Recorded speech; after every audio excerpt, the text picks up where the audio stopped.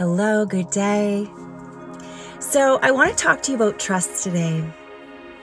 The closer I get to God, the closer I get to my destiny, the closer I get to my calling, the less I can trust certain people in certain situations.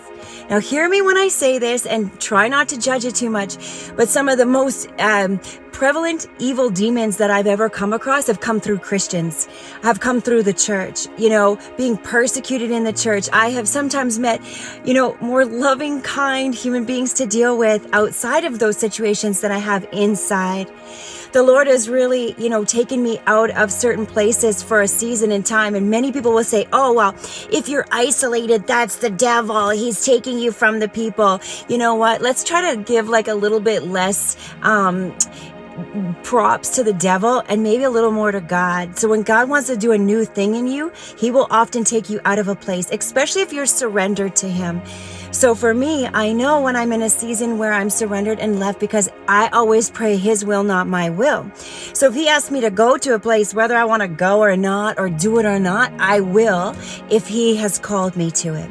That's how I know that when it's time for me to come out of a thing or a season with him, that I am confident in the fact that it's with him. So this is what I have to say to you. In a time when he's preparing you to take you to a new place, watch who you're trusting in your circle. Pay attention to the fact that there may be too much gossip, too much backbiting. Pay attention to the dreams that he gives you about people and the situations. The one thing I can tell you about when you're drawn out of a thing, you see things in a totally different light.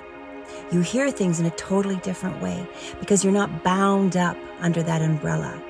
You're not in underneath all of that chaos and those lies and those webs. It says to trust in the Lord. We're still trusting the Lord with all of who we are. And then when you trust in him, there's no fear of man. Fully trusting in the Lord, turning your whole heart unto him so he can purify your heart and your mind so that you can be aligned with what God has for you. Yes, we're supposed to have fellowship and brothers and sisters. That is absolutely true. But let the Lord lead you to your people, to your tribe. And it may not look like what you thought it did. And it may not be where you thought it should be. And he may need to pull you out of a place to take you to the place that you need to be in order to prepare you for what he has. Lord, I thank you that we can trust in you and you alone. And we can trust you to make our path straight, to lead us to the people that we're supposed to be around, that we can give you our whole heart, that we can lean on you, not our own understanding.